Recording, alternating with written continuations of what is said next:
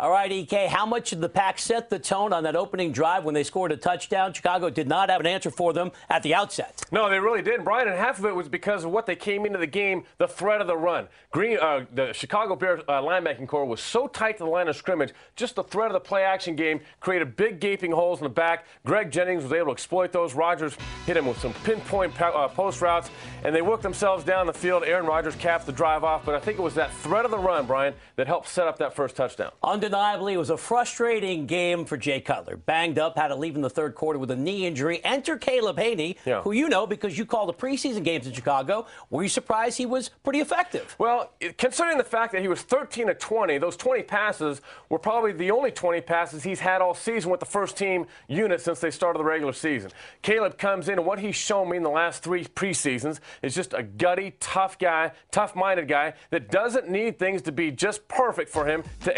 execute the offense and be productive. That's what he did today.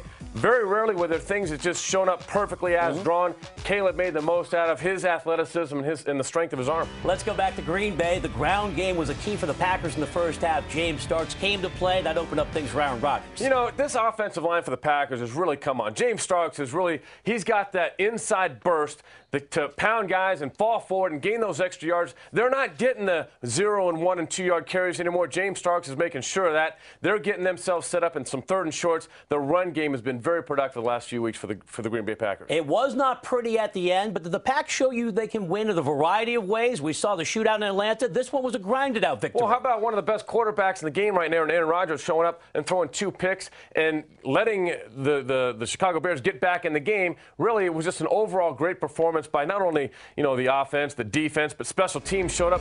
Even the punter for Green Bay out-punted Brand Maynard, the home guy for the Chicago Bears, pinned the Bears back in their own end zone or back in their own part of the field when there was just a few minutes left to go.